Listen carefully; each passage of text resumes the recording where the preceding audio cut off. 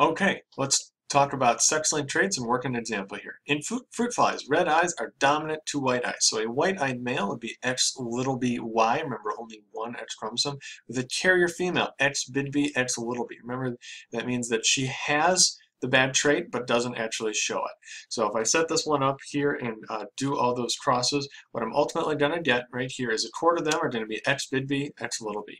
A quarter will be X little b, X little b, and a quarter of them will be X big by, and a quarter X little by. This means that a quarter are going to be a carrier female, a quarter will be a white-eyed female, so actually expressing it just like the mother.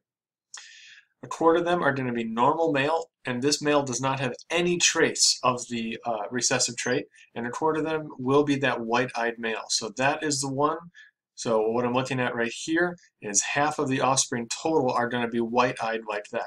So remember, the father was white-eyed, the female is not. Half of their offspring will be white-eyed because of the mother was the carrier. Half white-eyed, half red-eyed.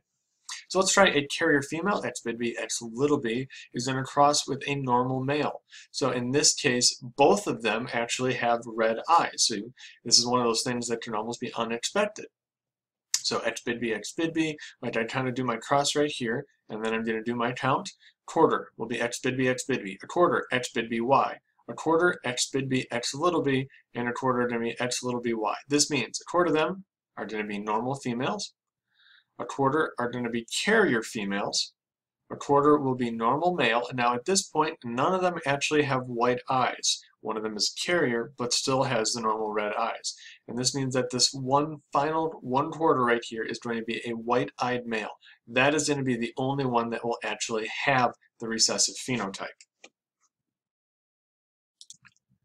Okay, let's try another problem of sex-linked traits, this time with color blindness. In humans, normal color vision is actually dominant to color blindness, so X big B is dominant to X little b. So I'm going to cross a carrier female with a colorblind male. So a carrier female is X big B, X little b. Remember, that means she's carrying it with a colorblind male. That would mean that he is X little b Y.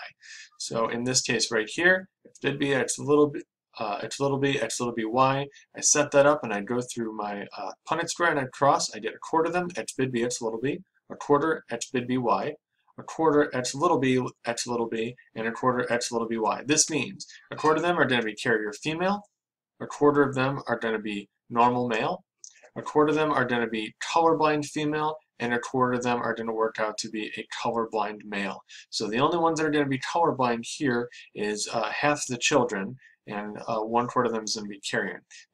These two will have normal vision. These are my only colorblind in this case here, but it's still half. So a colorblind male, in this case, I'm going to do X little b, Y, with a normal female, that is going to be X big B, X big B. Set that one up right here, and I'm going to run through my cross. Because it is homozygous here, I'm actually going to see about half and half. So I do my cross and I get my counts. Half are going to be X big B, X little b, that's a carrier female, and half are going to be X big B, Y. In this case right here, I am not going to have any of them actually have color blindness. No color blindness in this particular cross.